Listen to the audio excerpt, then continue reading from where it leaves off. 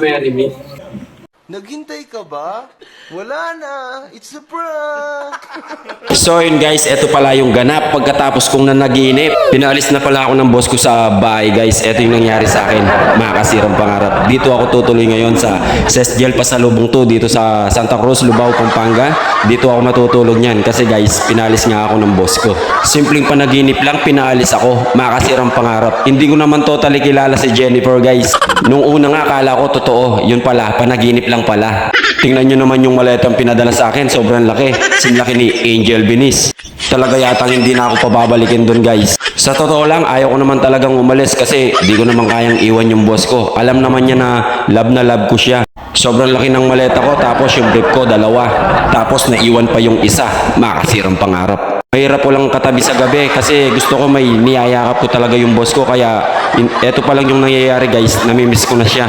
Ayan guys, lalabas muna ako kasi mag-open pa ako sa kabilang store sa Dinalupian, Bataan. Di naman talaga ako yung may kasalanan dito si Jennifer. Baka nano kanya niya akong diling matutudpotakin, makasirang pangarap. O paano, Sesgel Pasalubong 2, babalikan kita mamaya kasi tayong dalawang matutulog dyan mamaya. So ngayon guys, pupunta na lang ako sa kabilang store. Bubukas muna tayo guys. At apon na nga guys, nung nakabalik na ako dito sa Sesgel Pasalubong 2, ayan.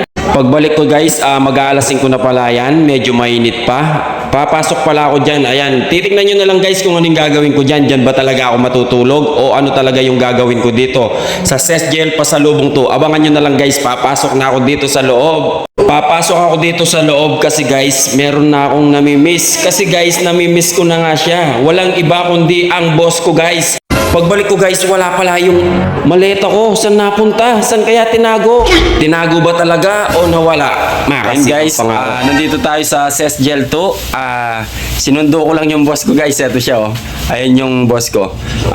Uuwi na niyan kami. Tapos i-update ko na lang kayo mamayang pag-uwi. Hindi pala ako umalis guys. Hindi niya ako pinalayas. Kung nakita nyo yung dala kong ano kasi tawag doon, May? Kung nakita nyo yung dala kong maleta sa pamangkin ko yun guys, walang ganap na maalis ako. Joke lang yung kanina guys. Peace out. Yun guys, nandito na tayo sa bahay ngayon. Tapos yung boss ko nandun sa sala, nanonood siya ng TV. Guys, may gift ako sa kanya guys. Ayan diba guys, maganda to, pambawi. Hindi naman pambawi guys, kasi alam naman niya na mahal ko siya. Let's go guys, ibigay na natin sa kanya. May gift ako sa'yo. Will you marry me? Yan Uy, ay single siya.